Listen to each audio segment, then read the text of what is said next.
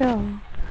तो जैसे हम कई बारी सुनते हैं कि चौराहे से जब कोई गुज़रता है और अगर हम स्पेशली लड़कियों की बात करें, तो आजकल हम देख ही रहे हैं कि मैंने क्या हर कोई लड़की को हम देखते हैं कि बाल खुले करके जाना रात को या दिन में हम कभी भी बात कर लें। क्योंकि मैंने इतना सुना है कि भूत-प्रेतों का या आत्माओं का कोई एक निर्धारित समय नहीं होता। तो अगर कोई चौराहे से निकल रहा है, बाल खुले हैं, परफ्यूम लगा रखा है, कुछ मीठा खा के गए हैं, क्या सच में उनके पीछे वो जो बुरी आत्माएँ हैं वो चिपट जाती हैं? हाँ, जैसे किसी के मन के अंदर कोई बात रह गई हो, उनकी डेथ हो गई है, तो वो हुँ। ऐसे इन व्यक्तियों का मतलब ढूँढते हैं कि या वो कोई बाल खुले करे। कहते हैं ना, एक बहाना ही ढूँढते हैं, हुँ, हुँ। फिर वो हर एक चीज़ को शिकार बना देते हैं ना। हम मूवीज़ में आजकल बहुत ज़्यादा देख रहे हैं, हम लोग सीरियल्स में बहुत ज़्यादा देख रहे हैं कि जो बुरी शक्तियाँ होती हैं, जो भूत-प्रेतों की हम बात करते हैं, वो एक इंसान को अपनी तरफ पूरा खींच लेती है। जैसे अगर हम ये कहें कि एकदम पजेस कर लेती है, अपनी तरफ खींच लेती है, उसको अपना बना लेती है। क्या सच में ऐसी चीज़ें काम करती है? हाँ, हाँ, ये एक चीज़ ऐसे ही काम करती है, जैसे कि ये सामने वाले को अपनी जो भी चीज़ होती है, जैसे कोई प्रेत मान लिया, जो भी चीज़ होती है, वो हर एक जिस भी बंदे को टारगेट करती है ना।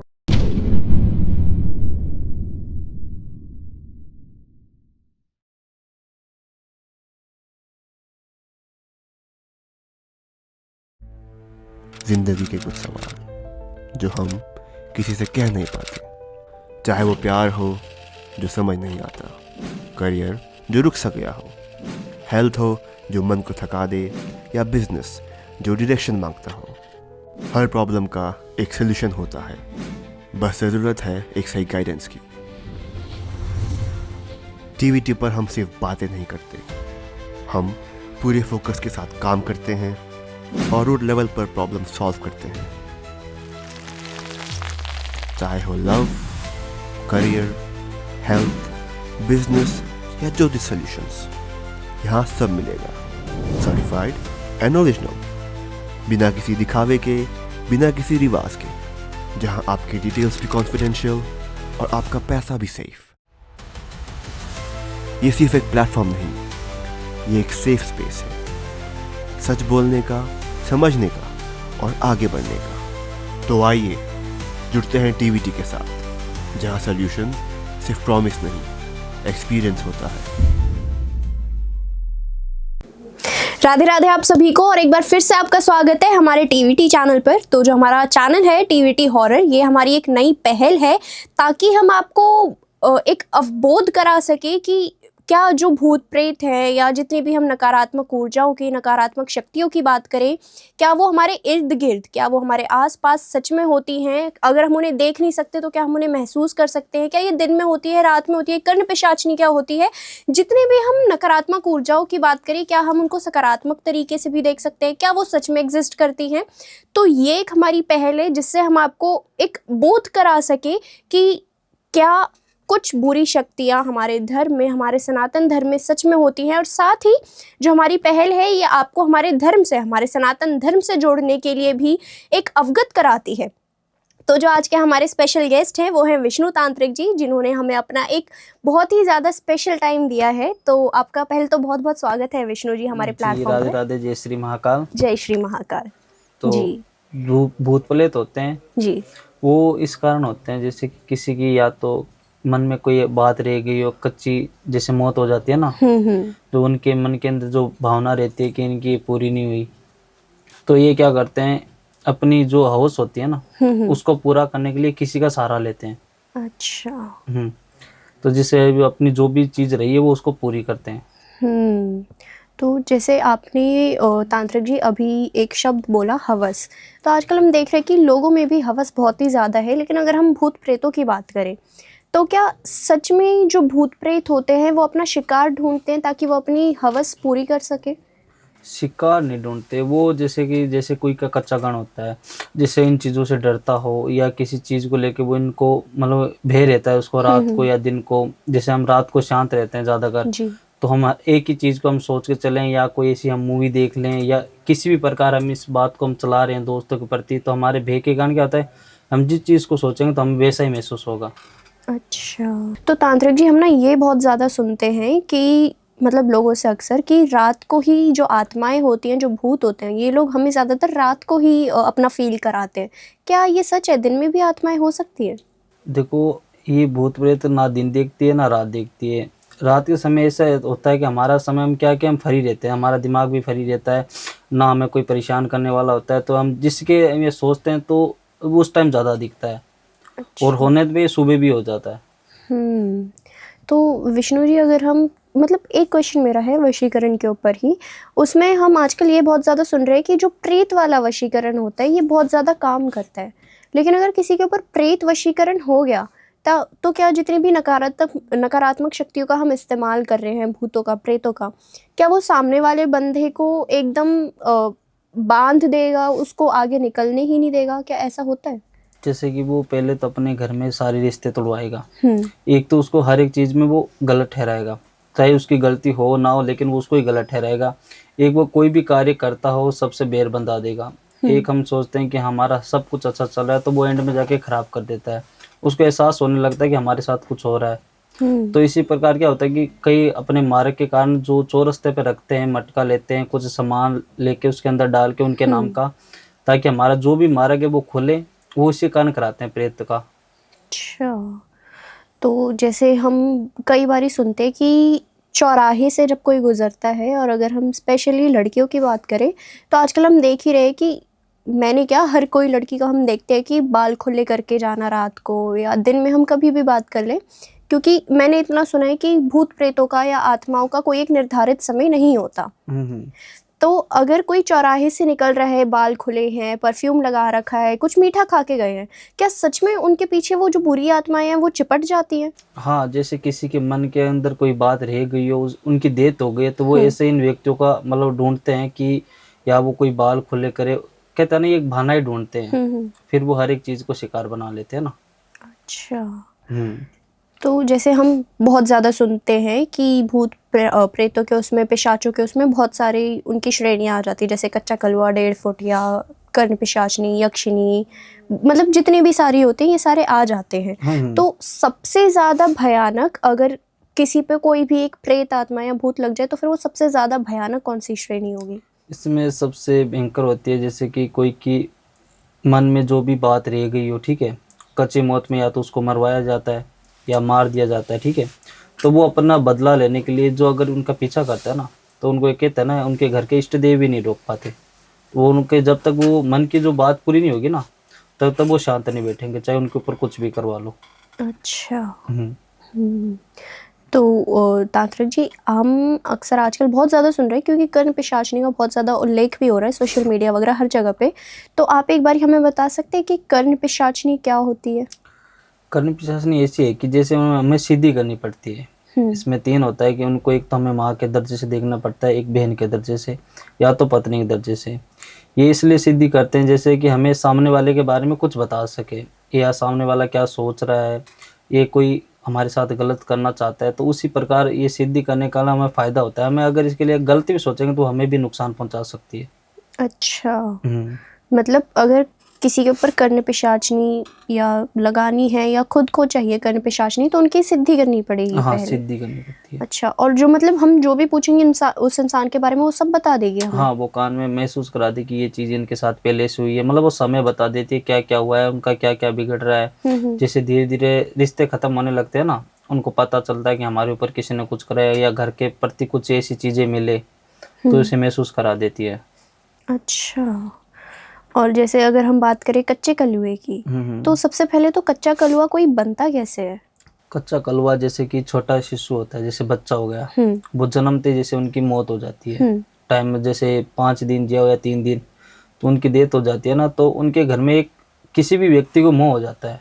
मोह होने के कारण क्या होता है कि वो उनको याद करते रहते हैं, तो हर एक जैसे भी छोटा बच्चा होता है उनकी छवि उसके अंदर देखते हैं। तो उनको महसूस करना क्या है कि या तो उनको लोग पागल कहने लगते हैं, या उनसे हर एक चीज़ उनसे दूर होने लगती है। तो तांत्रिक जी, जैसे आपने हमें कच्चे कलुए के बारे में बताया, लेकिन अगर मानिए किसी के ऊपर कच्चा कलुआ लग गया, तो फिर वो उस इंसान को कितनी हानि पहुंचा सकता है, कितना नुकसान पहुंचा सकता है? वो उनका माइंड भी खराब कर सकता है, घर वालों से भी दूर करा सकता है, घर वालों को भुला भी सकता है। अच्छा, बुला भी सकता है? हाँ, बुला भी सकता है। जैसे अपने पत्नी को बुला सकता है, अपने बच्चों को बुला देता है। जैसे हमारे आश्रम के पास एक केस हुआ था, जी। काफ़ी समय जैसे कहते हैं ना, खाना खा के सिर्फ बाहर ही आए थे। हम्म 3 दिन मतलब उनकी तबीयत खराब रही, अच्छे से डॉक्टर को भी दिखाए, तो उनको पता नहीं चला। फिर उन्होंने 3-4 जगह अपना काम चेक कराया, तो कई जगह उन्होंने बताया जो भी अपने होते हैं ना बुजुर्ग हम्म या जो बूढ़े आदमी होते हैं, जो हमें पितर मानते हैं, जी। उनके प्रति अगर जो चीज़ होती है तो उनके ही बताते हैं कि आपके जो है उनकी ख़त्म हो गई थी, उनकी ये चीज़ बाकी रह गई, आप वहाँ जाके ये सब कर लो, या तो रामघाट या उज्जैन जो भी है आप जाके ये सब कर लें, ताकि वो शांत हो जाएंगे। अगर उनसे भी ना होए ना तो वो सबकी हानि पहुंचाता है, उनको रात को भी मतलब उठा देता है, सबको हैरान कर देता है और घर में कई चीज़ों का नुकसान भी कराता है। अच्छा, तो तांत्रिक जी, जैसे अभी आपने हमें आपके आश्रम के बाहर वाला केस बताया, तो मैं आपसे ये पूछना चाहूँगी, जैसे हम मूवीज़ में आजकल बहुत ज़्यादा देख रहे हैं, हम लोग सीरियल्स में बहुत ज़्यादा देख रहे हैं कि जो बुरी शक्तियाँ होती है, जो भूत प्रेतों की हम बात करते हैं, वो एक इंसान को अपनी तरफ पूरा खींच लेती है। जैसे अगर हम ये कहें कि एकदम पजेस कर लेती है, अपनी तरफ खींच लेती है, उसको अपना बना लेती है। क्या सच में ऐसी चीज़ें काम करती है? हाँ हाँ, ये एक चीज़ ऐसी काम करती है, जैसे कि ये सामने वाले को अपनी जो भी चीज़ होती है, जैसे कोई प्रेत मान लिया, जो भी चीज़ होती है वो हर एक जिस भी बंदे को टारगेट करती है ना, या किसी भी बच्ची को या कोई भी हो, वो उसको पूरा निचोड़ लेती है। इसी हाल ही में मेरे पास एक केस आया था, यहाँ इटावा का, इटावा के पास का था। तो फैमिली रहती थी, 6 मेंबर थे उनके घर में। तो उनकी सबसे बड़ी वाली बेटी को ना, मतलब वो जैसे कि खाना खा के आते हैं, जैसे आवाज़ देते हैं ना, जैसे आपका नाम हो कोई भी हो, जी। तो उनको नाम से नहीं पुकारा, सीधा बोला कि आ जाओ। तो जाहिर सी बात है, जो 4 रास्ता होता है ना, वहाँ से कोई भी व्यक्ति हो या किसी कच्ची देत हो या कोई भी हो, उनमें वो आ जाते हैं। और वो कई दिन तो उनको बीमार रखती हैं, उनकी तबीयत खराब होने लगती है, तो वो अच्छे से दिखाते भी हैं। कई बार उनको शाणे को भी बुलाते हैं, जैसे तांत्रिक हो गया, वो उनको पूछते हैं कि इनकी कच्ची मौत हुई है किसी हादसे के कारण, तो उनको बुलाया जाता है। तो उनको पूछते हैं इनका कोई मतलब इस क्या होता है, ये अभी इसे क्यों करिए, कैसे ठीक होगी।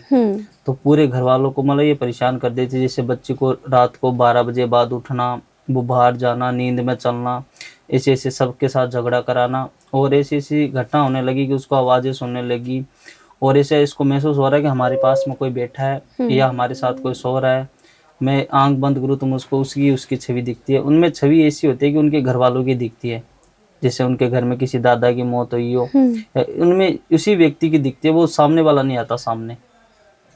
तो तांत्रिक जी, जैसे हम देखते हैं ना कि मतलब मैंने जितना अपने सर्कल में देखा है, आजकल लोग भगवान को भी मानते हैं, तो फिर नकारात्मक शक्तियों को भी मानते हैं, हाँ भूत हाँ, प्रेतों ये को। तो है ही। जी। तो क्योंकि शमशान घाट हमारे धर्म में इतना ज़्यादा पवित्र माना गया है, इतना ज़्यादा अच्छा माना गया है, लेकिन फिर भी अभी भी कहीं ना कहीं लोग डरते हैं शमशान घाट जाने से। तो आप हमें बता सकते हैं कि शमशान घाट जाने से किसी को डरना चाहिए या वहाँ पे जाके एक पवित्रता महसूस होती है? देखो, ऐसे तो रहते हैं वहाँ पे, शमशान के पास में भी रहते हैं लोग। और पहले ऐसी जगह थी कि शमशान जैसे मिलते नहीं थे, तो अपने खेत में या कोई ऐसी जगह पे दफनाते थे, तो वहाँ पे अब घर बन गए, वो भी तो एक शमशान ही है, अभी भी वहाँ पे रह रहे हैं। तो शमशान में जैसे कि कहते हैं ना, टेम देख के जाना चाहिए। ऐसे तो बहुत पवित्र जगह है, बहुत लोग जाते भी हैं। ऐसे कहते हैं ना, मरने के बाद उनके सामने अगर हाथ भी जोड़ें तो भगवान के एक बार दर्शन भी हो जाते हैं। तो जैसे किसी की कच्ची मौत हो जाती है, तो उनके फैमिली से जो, जैसे उनका पिता की मौत हो गई है, तो उनके बेटे जाते हैं किसी अघोरी या किसी पंडित के साथ नारायण बलि कराने। तो उनकी जैसे कि शांति के कारण, कि हमें ये आगे जाके नुकसान ना करे, या हमें घर वालों से किसी के साथ मतलब दिखे नहीं, इन्हीं प्रकार उनकी कई पूजा होती है, उनके कारण वो उनको वहीं शांत करते हैं शमशान के प्रति। तो या तो कोई बच्चा या कोई कच्चे जो उनका मन मतलब ऐसे हो कि इन चीज़ों को ज़्यादा मानता हो, वो रात को फेंकता हो, तो वो ऐसी चीज़ों को रखता है, मानता भी है तो होता भी है ये चीज़। तो वहाँ भगवान का भी निवास है, तो प्रेत का भी होगा। अभी आपने नारायण बलि के बारे में बोला, तो आप एक बार हमें बता सकते हैं कि नारायण बलि होती क्या है?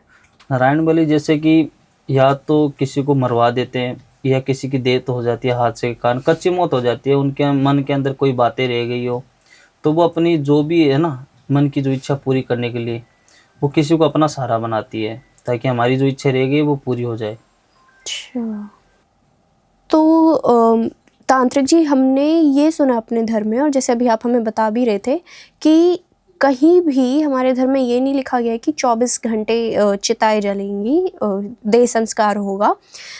लेकिन हमने कुछ कुछ घाटों के बारे में सुना, और जैसे अभी आप हमें बता भी रहे थे कि शाम होने के बाद चिताएं जलती नहीं है, लेकिन कुछ ऐसे घाट हैं जहाँ पे अभी भी चिताएं जलती हैं 24 घंटे।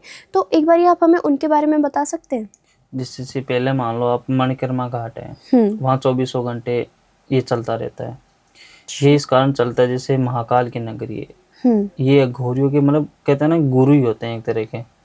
तो कई होते हैं गुरु, जैसे किसी की हम चिता जला रहे हैं शाम के टाइम सूर्योदय के बाद, तो कई वहाँ नागे जो अघोरी होते हैं ना, वो अपनी सिद्धि करने के लिए या उनको खाने के लिए या किस चीज़ को जानने के लिए वो उनका सहारा लेते हैं रात के समय। अच्छा। कहते हैं ना उनका मतलब रात को जैसे प्रेत या जो भी वो सिद्धि करना चाहते हैं तो उनका ज़्यादा प्रयोग करते हैं।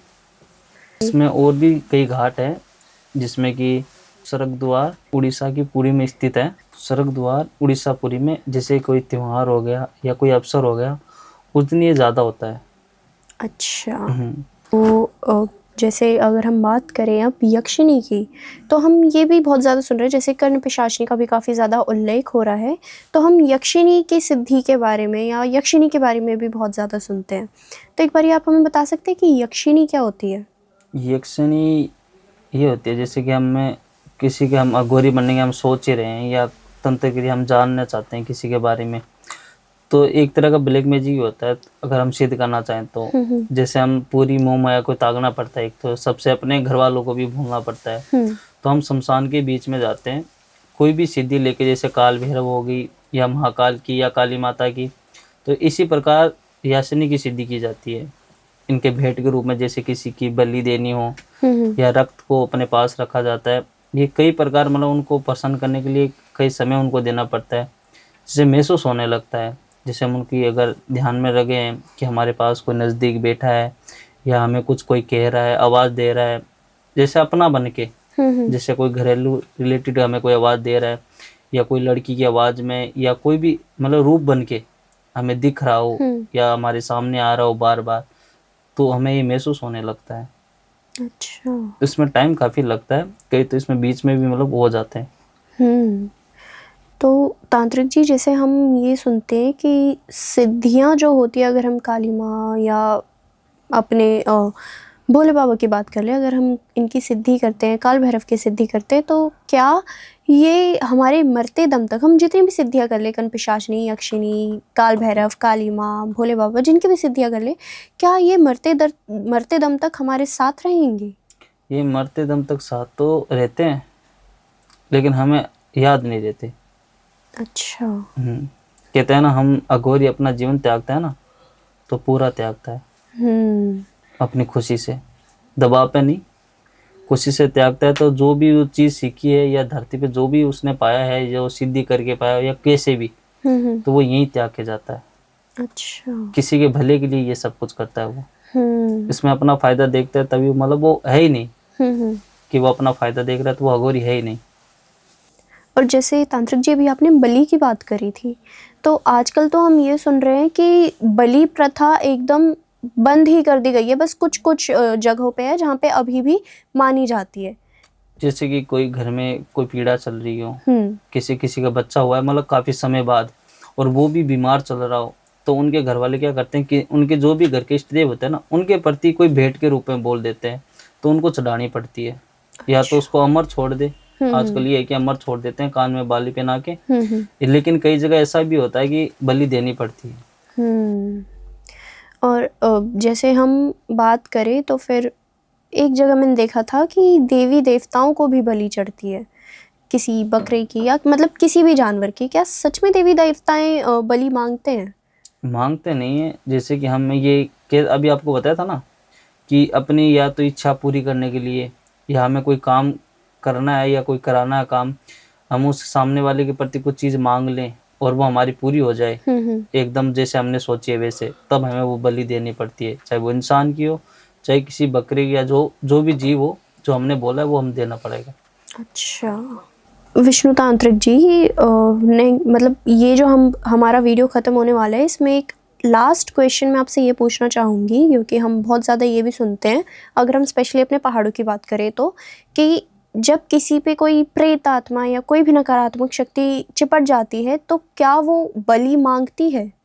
वो बलि तो नहीं, जैसे कि उनके मन में जो भी इच्छा होती है ना वो सामने करती है। जैसे कि मीठा हो गया, या जो उसको जो भी चीज़ चाहिए, जैसे उसको मीट चाहिए या दारू भी मांग लेती है। अगर किसी लेडीज में होगा ना तो भी वो शराब मांगेगी। अच्छा। तो ऐसी चीज़ें वो मांगेगा जिसे वो, जैसे सामने वाला व्यक्ति नहीं करा, अगर उसके ऊपर कोई भी वादा है भूत या प्रेत की, तो वो ये चीज़ें ज़रूर मांगेगा।